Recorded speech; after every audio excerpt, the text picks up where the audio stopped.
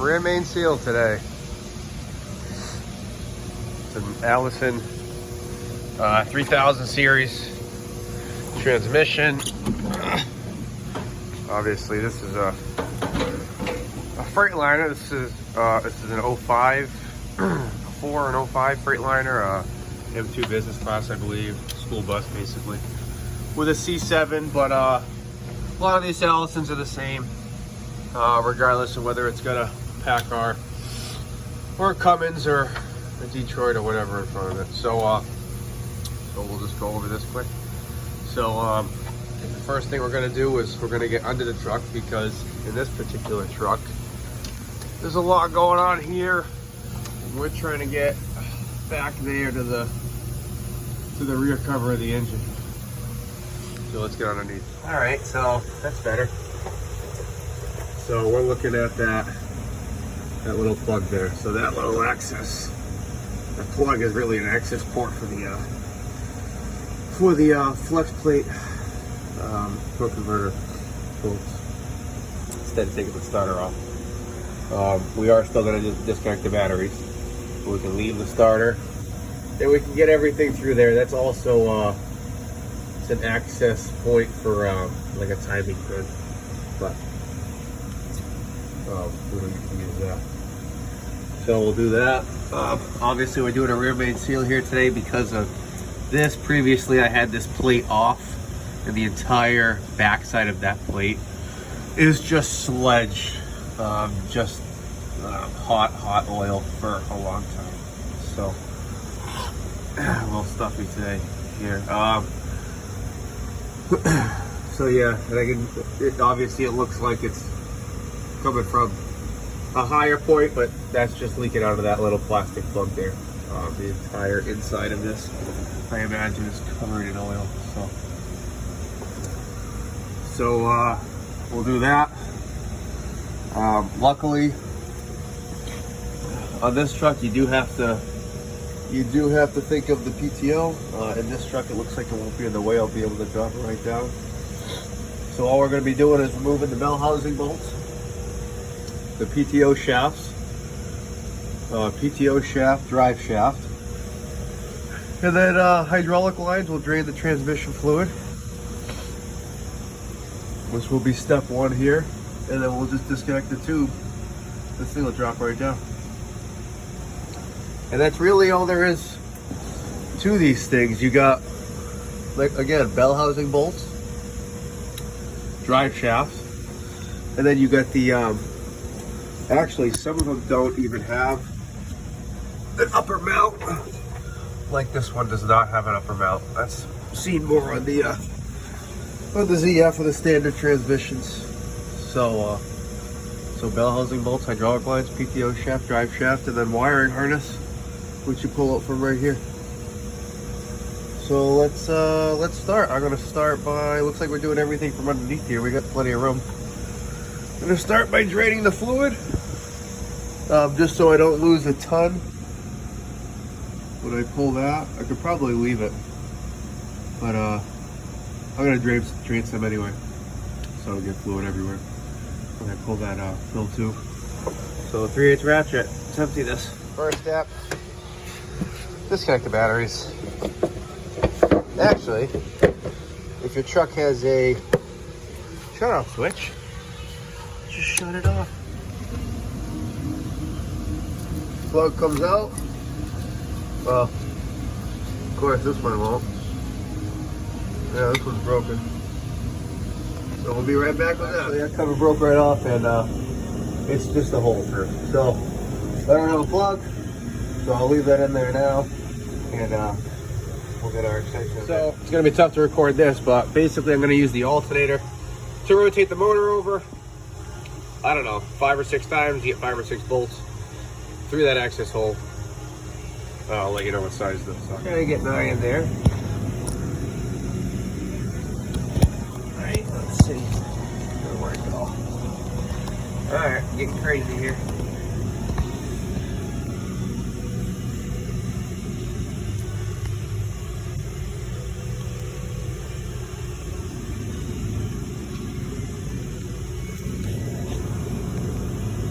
There we go.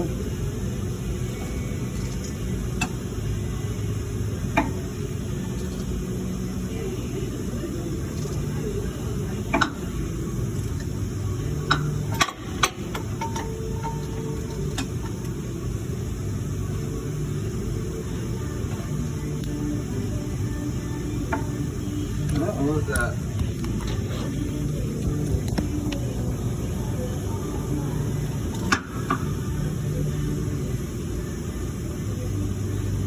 Let's see. Let's see. Does it look like a bolt? Yep. Let's get this plate off anyway. That's kind of a clear indication that it's the rear main seal. That's the back side of that plate.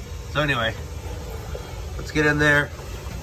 Let's get the rest of these bolts from up there. Bolts. 15 mil head, 15 mil deep socket. Okay, you'll know when you got them all, because when you turn the flywheel and the torque converter doesn't spin. And don't forget the drain fluid. It's just a 3/8 plug right there.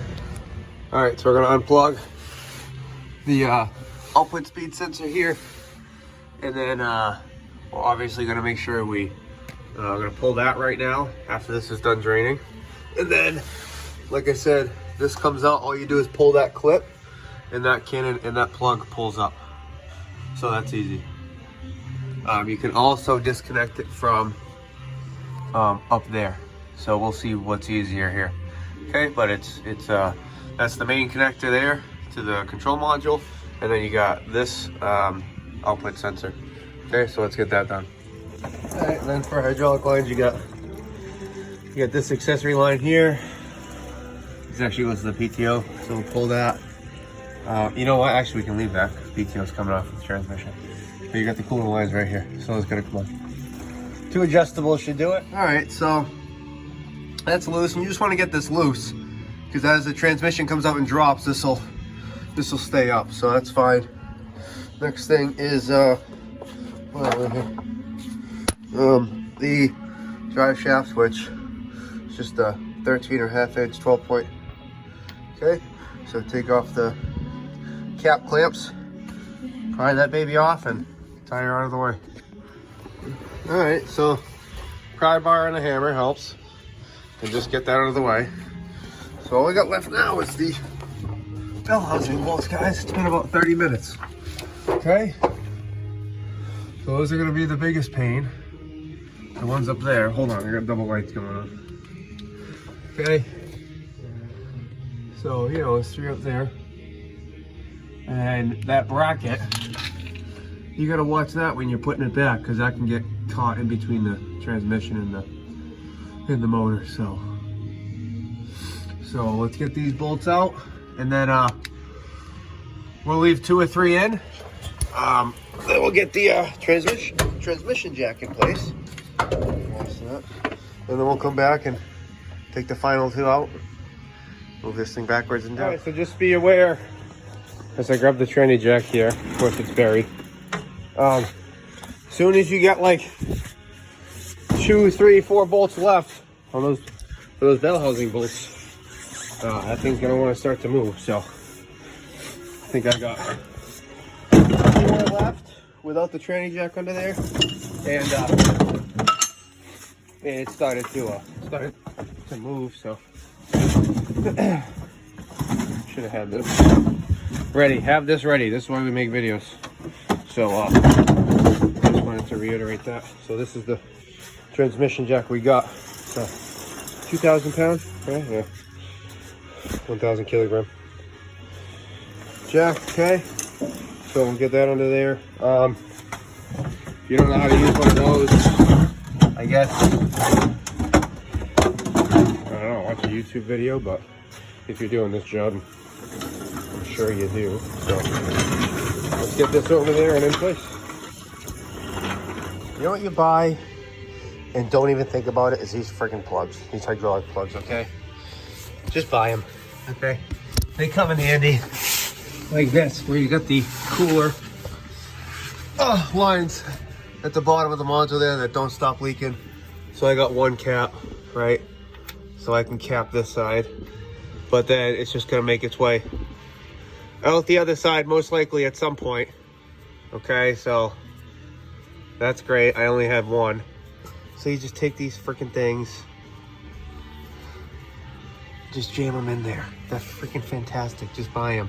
Okay, so we can get this bucket out of the way and get the training jack in place. So the way I try to do the transmission jack here is, sorry if this is blurry, is get it up and then match the angle of the pan there, the module. Okay, so make your adjustments here however you have to. Okay, to get it perfect. Okay, and then getting it in is way easier. All right, so I'm just gonna finish these last few bolts.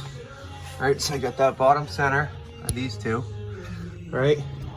And then I got one or two up there. I'm gonna grab that with a wrench, and that'll finish that. And then we'll pull it back. We'll see how it goes. Just take your time with that. Came out in about 3 or 4 minutes. Just get it level, get it right, and it comes right out. That's every tool I used to do this job. That's it. So I'm not saying you might need more or less, but it took, I don't know, all of an hour anyway. So now I want to get that transmission out of there and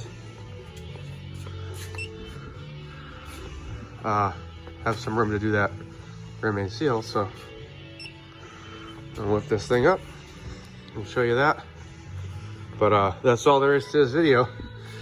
If you're just watching it to see how to get that Allison out, it's that easy.